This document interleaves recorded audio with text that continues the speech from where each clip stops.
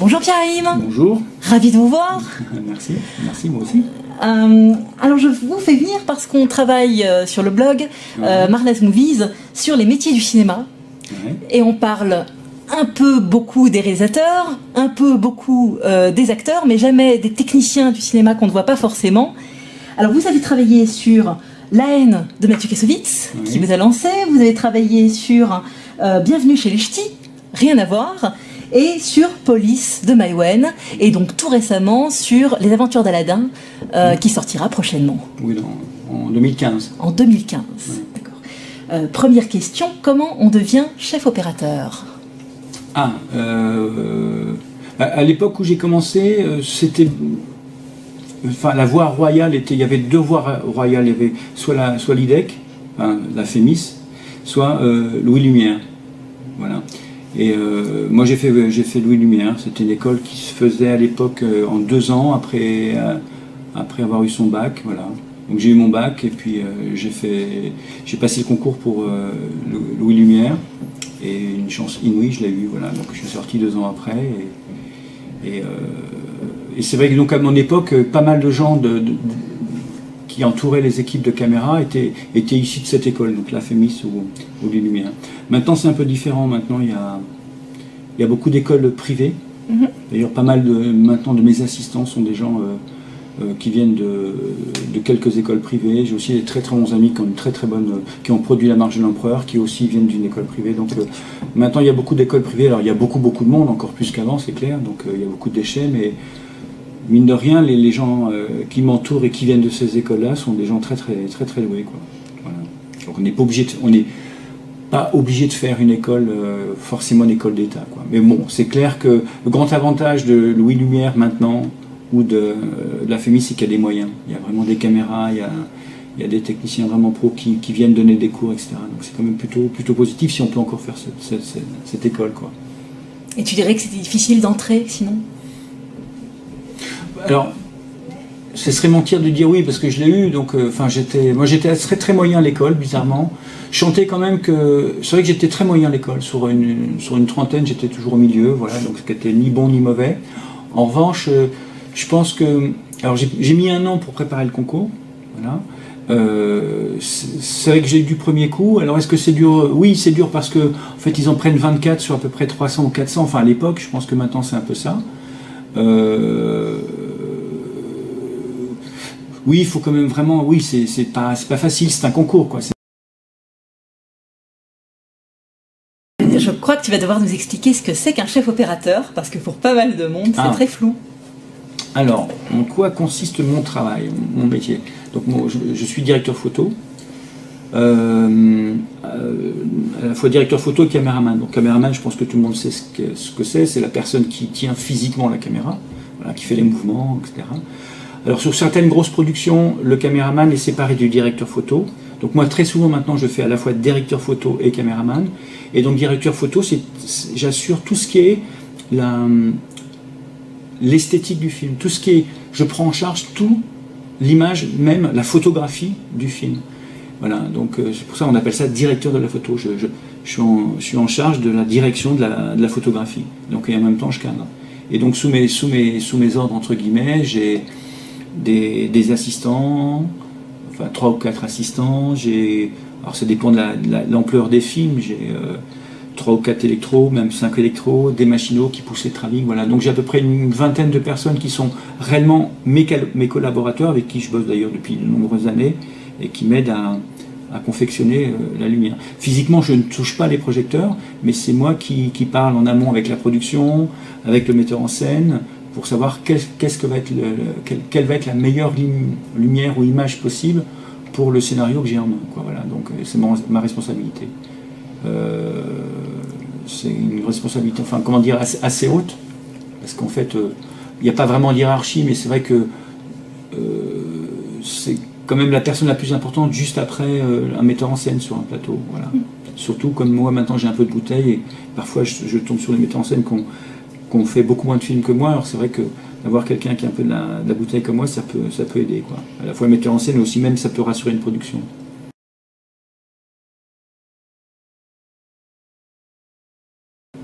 ça se passe alors pour être contacté par un réalisateur maintenant? Est-ce que ça marche au bouche à oreille? Est-ce que c'est ta réputation qui fait qu'on te joint toi? Maintenant, alors pendant quelques années j'ai eu un agent, mais c'est pas vraiment un agent qui m'a trouvé du boulot. Non, maintenant c'est vraiment la réputation.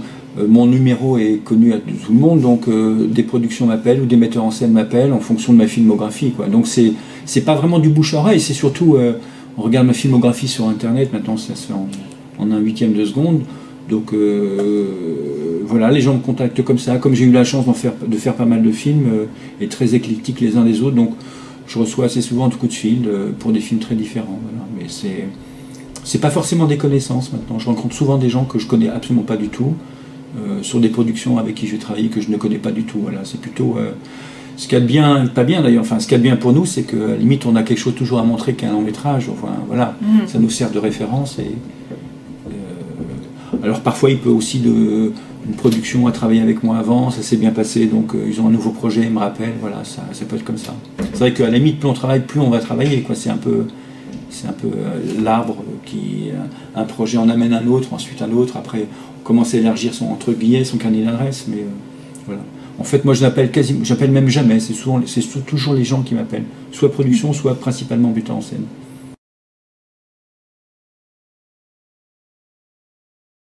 Alors très honnêtement, c'est une question qu'on me pose souvent, est-ce que le numérique a changé ma vie? Je dirais absolument et strictement pas du tout, mais vraiment pas du tout, quoi.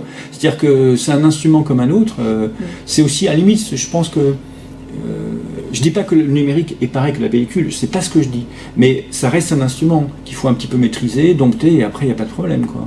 À la limite, c'est un peu pareil que quand on utilisait une pellicule d'une marque et ensuite une autre pellicule d'une autre marque, ou de passer de noir et blanc en couleur.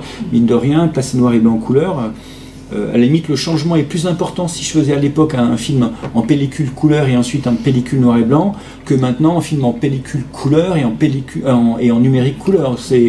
Faut dire que maintenant, le numérique, enfin à l'époque où j'ai commencé, c'est à peu près il y a 6 ans, les qualités des caméras numériques sont absolument extraordinaires.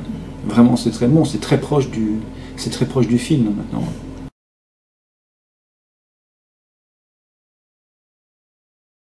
Ce qui a finalement le plus changé, ce sont les projecteurs. C'est-à-dire que les projecteurs sont plus petits, plus puissants. Avant, par exemple, éclairer une voiture de nuit, c'était une catastrophe, c'était galère.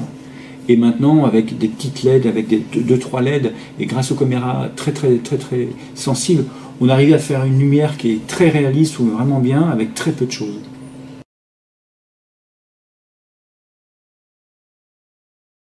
Des situations plus difficiles que d'autres. Tourner sous la pluie, par exemple, c'est très difficile, c'est beaucoup plus long. Tourner dans la neige, c'est très chiant parce qu'il y a des marques dans la neige, voilà. Mais ça, c'est plutôt des problèmes techniques, mais c'est pas des défis. Voilà. Je sais que tourner sous l'eau, que je ne fais pas, en plus c'est pas du tout ma spécialité, c'est très difficile. Mais en fait, mon défi maintenant, voilà, c'est de trouver toujours la bonne image, quoi, sur un film à faire.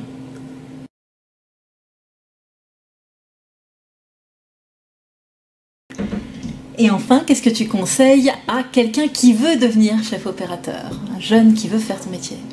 Alors, chose fondamentale, première chose, c'est, si quelqu'un veut faire ce métier, c'est d'aller énormément ou de voir beaucoup de films. Je suis assez étonné, il faut être un peu honnête, je trouve que la jeune génération va pas beaucoup au cinéma, enfin, ou du moins voit un type de film très précis. J'ai le sentiment, mais peut-être c'est un faux, mais j'ai quand même le sentiment que à mon époque, on avait un éventail de cinéma beaucoup plus ouvert. C'est un peu moins le cas maintenant. Donc voir beaucoup. Je parle bien du cinéma parce que les images, on en a partout. Moi-même maintenant, j'en vois par jour beaucoup plus qu'à l'époque par les télévisions, par les tablettes, par les téléphones. Donc les images, on est abreuvé d'images.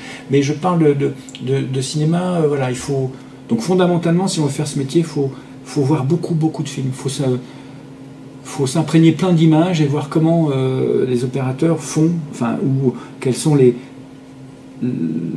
à la fois leur tic ou leur manière d'éclairer des films, ça c'est une chose. Donc aller beaucoup au cinéma, ça c'est une chose. Et après, si possible faire une école de cinéma, on en parlait au début, Lumière, la FEMIS, une école privée, voilà. Ça c'est une chose. Quand même important, parce que l'intérêt d'une école, c'est que on apprend quand même quelques techniques, c'est vrai, on apprend la technique à la fois de caméra et un peu de découpage, voilà. Et aussi une chose assez importante, c'est qu'au sein d'une école, on se retrouve finalement mêlé à des gens qui, comme vous, ou comme nous, enfin, qui aiment ce métier-là, qui vont en faire leur métier plus tard, en croisant les doigts. Et en fait, après, ça peut avoir une entraide entre eux mutuellement. J'ai remarqué une chose d'ailleurs, c'est que à la FEMIS ou à Vaugirard, finalement, il y avait des promos qui, globalement, travaillaient beaucoup. Pas mal de gens de la même promo travaillaient, et d'autres un peu moins. Et je pense que c'est un peu dû à ça.